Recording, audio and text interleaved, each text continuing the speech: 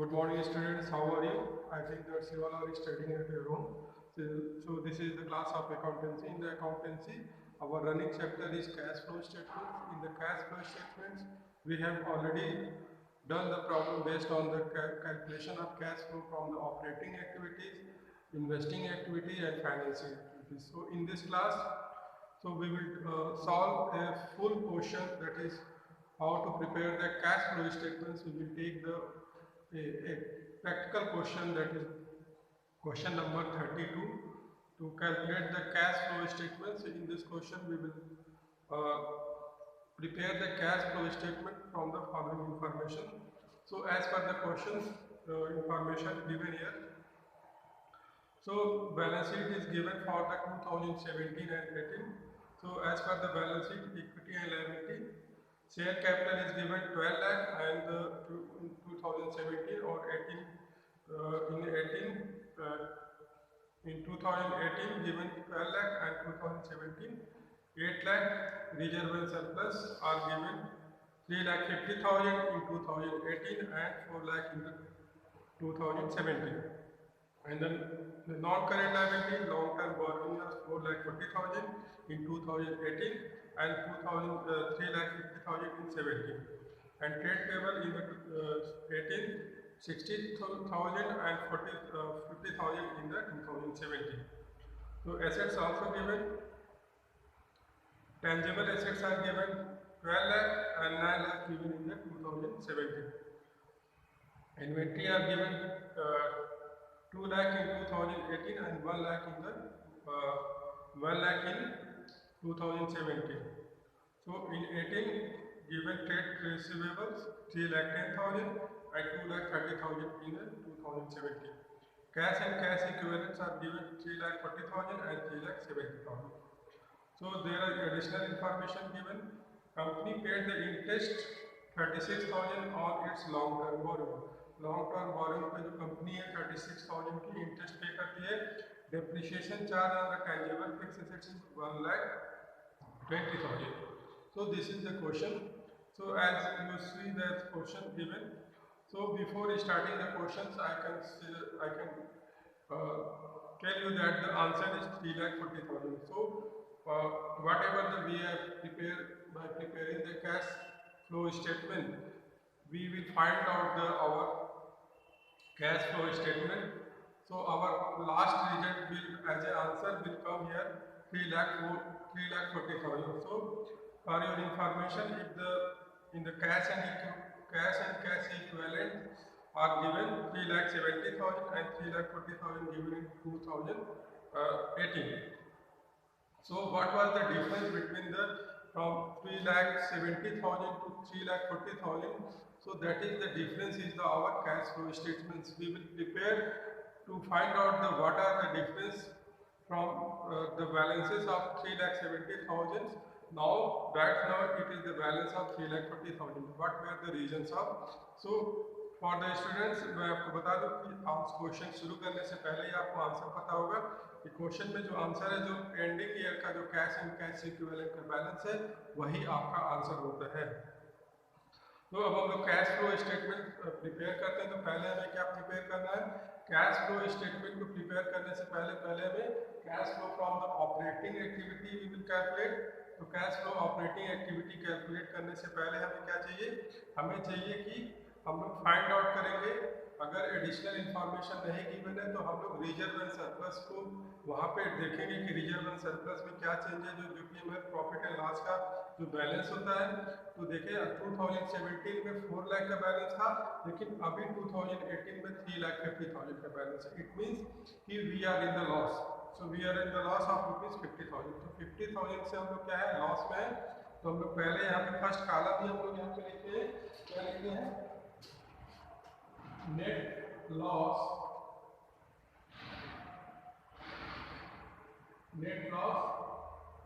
Before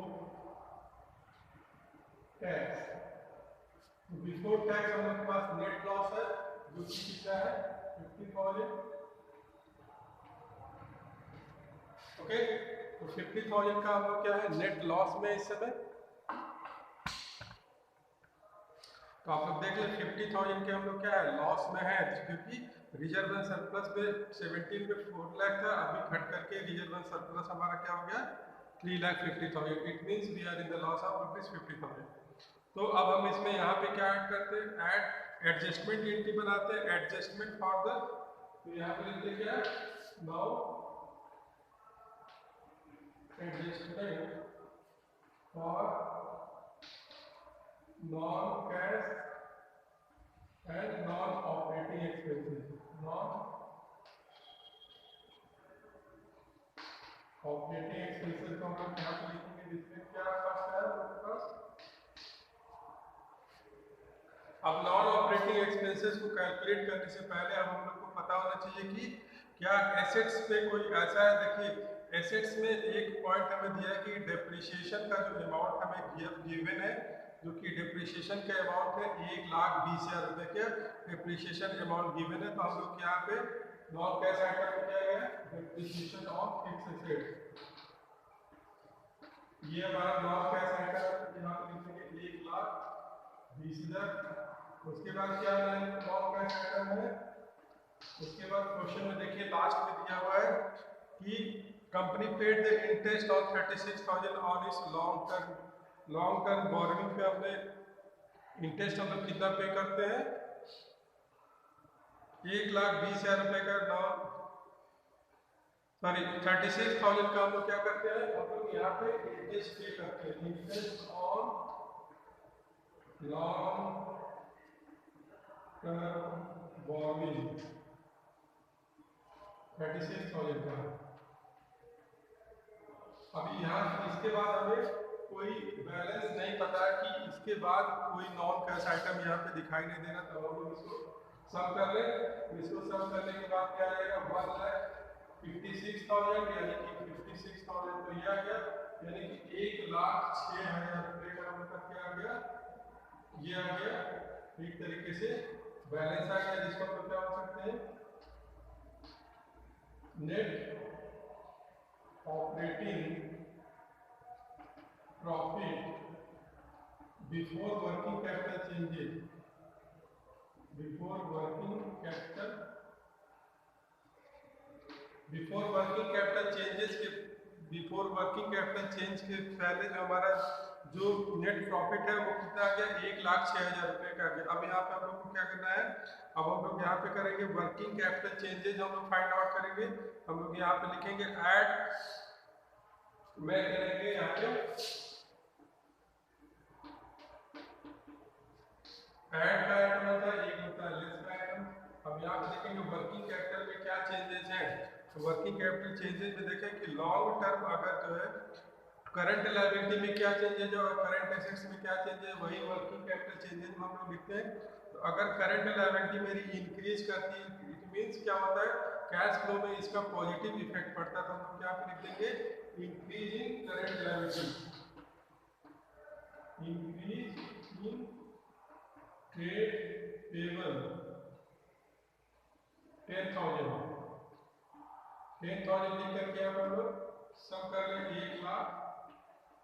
1,16,000, क्योंकि अभी current में ऐड करने में कोई चेंजेस में जो कि करंट लायबिलिटी बस हमारे पास इतना ही है ट्रेड पेबल। अब करंट एसेट्स में देखिए अगर करंट एसेट्स बढ़ती है इसका मतलब ये है हमें क्या होता है माइनस करना पड़ता है, क्योंकि इसका जस्ट अपोजिट इफेक्ट होता है। तो इन्वेंट्री हमारी क्या करेगी increasing from 1 lakh to 2 lakh, it means we are purchasing the inventories and trade receivable also increases by 2 lakh from 2,30,000 to 3,10,000 से हमारी इंक्रीज हो गई है। अब हम इसको क्या करेंगे यहाँ पे लिखेंगे ऐड, यहाँ पे लिखेंगे लेस,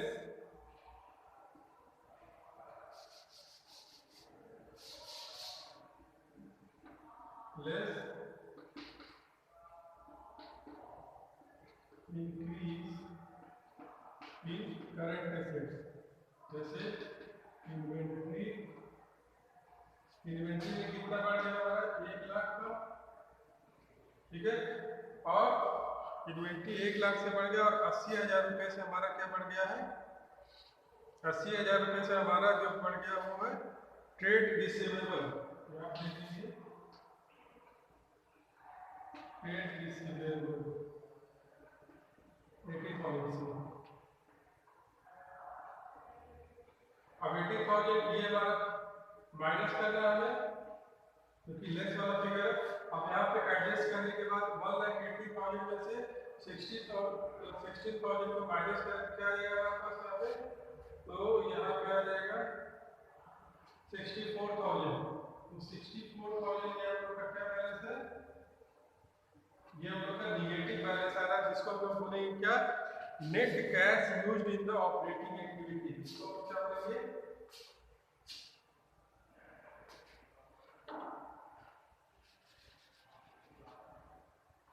ये आ गया हमारे पास 64,000।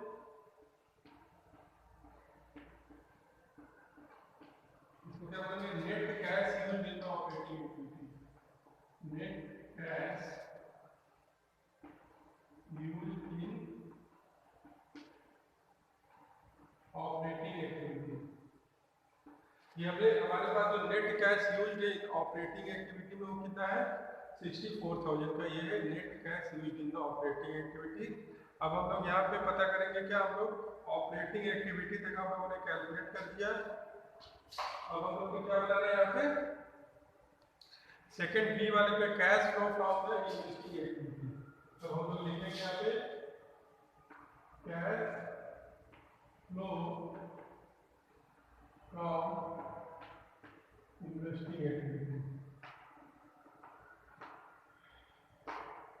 Cash flow from investing activity जो कि है पार्ट बी, ये बी वाला पार्ट है।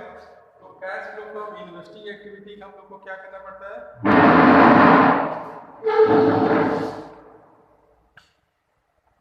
पार्ट ए हम लोग का कैलकुलेट हो गया। अब cash flow from the investing activity को हमें बनाना है।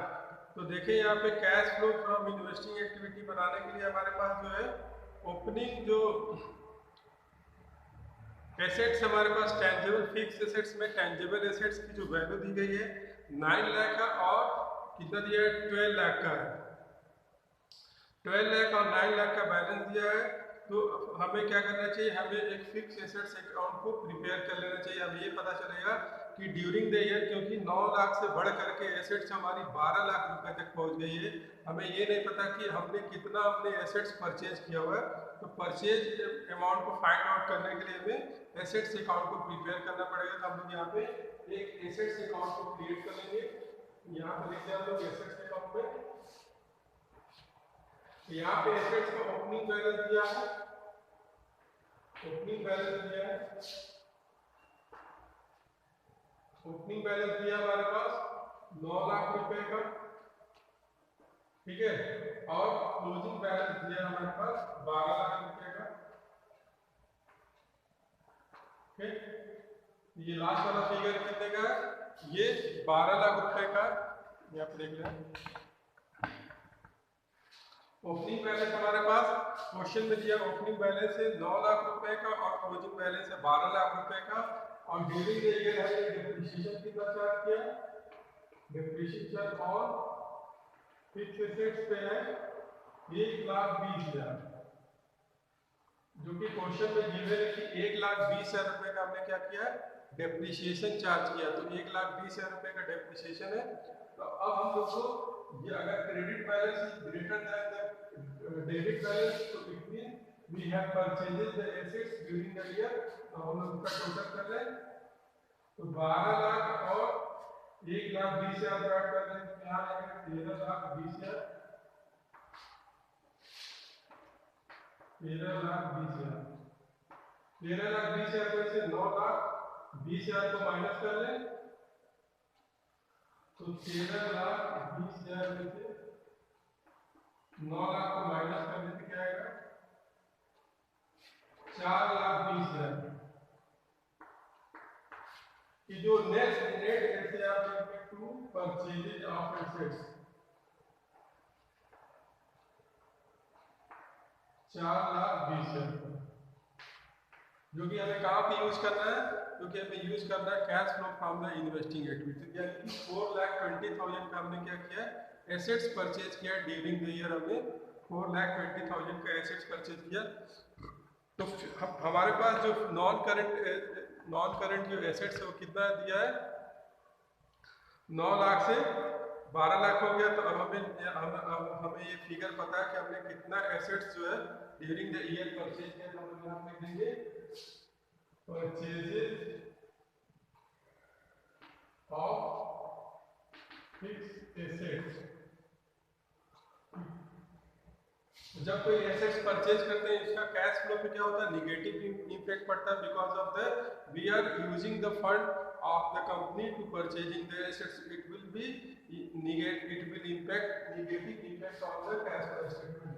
तो first of all we write here the 4,20,000 as a amount of assets purchase, and there is no any figure for the calculation of fixed asset. So this is the our almost done in the cash flow from the investing activity. तो 4,20,000 को हम लोग क्या करेंगे, बाहर लिखेंगे, यहाँ पे लिखेंगे,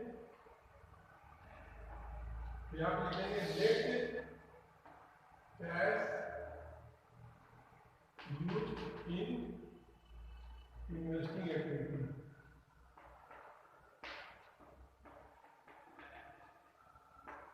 ₹4,20,000 का हमने क्या किया, यूज किया कैश।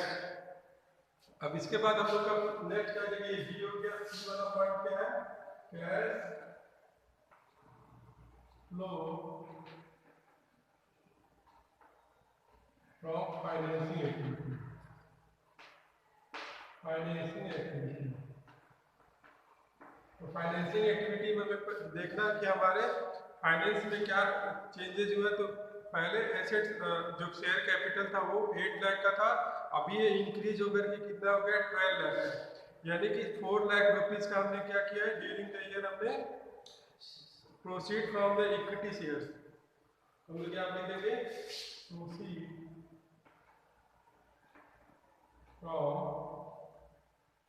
Equity share. कितने का, 4 लाख रुपए का। ओके, उसके बाद है लॉन्ग टर्म बोरोइंग को देखें तो पहले लॉन्ग टर्म बोरोइंग हमारी थी 3,50,000 की, क्वेश्चन में देखें 3,50,000 की थी, अभी बट इंक्रीज करके कितनी हो गई है, ये हो गई इंक्रीज करके 3,50,000, यानी कि 90,000 का we have received the proceed from the increase in the cash flow statement through the net cash from the long term borrowing, proceed from the long term borrowing 90,000। तो स्टूडेंट्स आप लोग देख लें कि 4 लाख रुपया हमें इक्विटी शेयर से मिला है और 90,000 हमें कहाँ से मिला है, लॉन्ग टर्म बोरोइंग से मिला हुआ है। तो ये हो गया। उसके बाद हम लोग क्या देखेंगे फाइनेंसिंग एक्टिविटीज में, अब यहाँ पे जो कैश का आउटफ्लो है वो एक सोर्स है जो किसको बोलते हैं, interest paid on the long term borrowing. यहाँ पे लिखेंगे इंटरेस्ट पेड ऑन बोरोइंग, जो हमने लोन लिया उस पर हमने इंटरेस्ट पे किया, इसको हम लोग को माइनस करना पड़ेगा आगे। तो नेट फिगर कितना हो जाएगा, 4,90,000 में से 36,000 को माइनस कर दें, तो 4,90 से 36 माइनस करेंगे कितना हो जाएगा, 4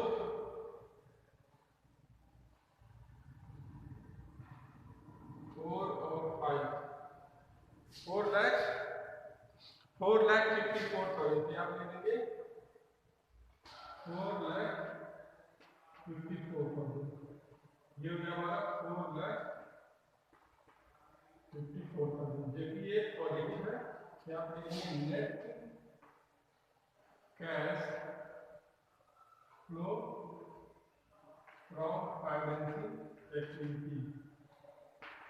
ठीक है, तो ये हो गया हम लोग का। अब यहाँ पे क्या लिखेंगे, अब हम इसको एडजस्ट करके 4,54,000 यहाँ पे पॉजिटिव है, अब 4,20,000 ये है और 64,000 ये हमारा है।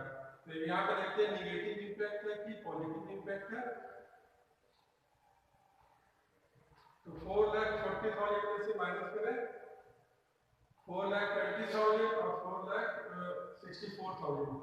तो 4,64,000 को एडजस्ट करने के बाद हम लोग का जो फिगर आएगा वो है 34।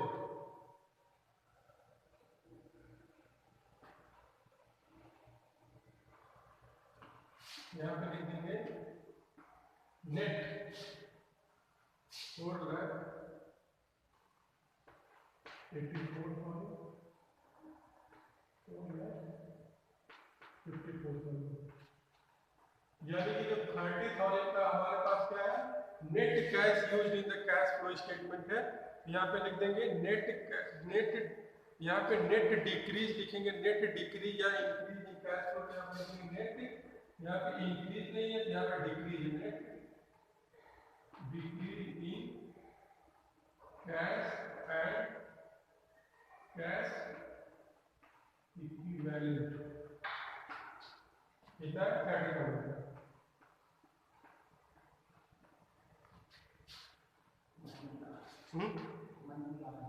बस एक मिनट है, क्वेश्चन कंप्लीट होना है उसको। बस हमारा बस 2 मिनट बस। Add cash and cash equivalent at the beginning, यहाँ लिखेंगे add cash and cash equivalent at beginning. जो बिगिनिंग है उसको हमको ऐड करना कितना है, बिगिनिंग में हमारा दिया आंसर 3,40,000, सॉरी एंड में कितना दिया हुआ है, बिगिनिंग में दिया 3,70,000, तो 3,70,000 हमारा पॉजिटिव, इसको ऐड कर देंगे, ये हमारा आंसर आ जाएगा 3,40,000। तो यहाँ पर देंगे कैश, आंसर है cash and cash equivalent at the end of the year 3,40,000। तो आंसर हमारा क्या हो जाएगा 3,40,000 का ही हमारा आंसर आएगा, क्योंकि मैंने क्वेश्चन को शुरू करने से पहले मैंने बताया था 3 लाख, तो 30,000 मेरा नेगेटिव आएगा, net decrease in cash and cash equivalent 30,000, और एंड वाले को हम लोग क्या करेंगे, बिगिनिंग वाले को ऐड करेंगे 3,70,000 को, तो जो नेट इफेक्ट आएगा 3,40,000 का आंसर आ जाएगा cash and cash equivalent at the end of the year, ये हम लोग का आंसर हो जाएगा। So this is the all for the today students. I hope that you have got the question. So do practice more and more, that is based on the questions. So this was the full-fledged question of cash flow statement. So I hope that you have got to how to prepare the cash flow statement. So that is all for the today. Okay, thank you.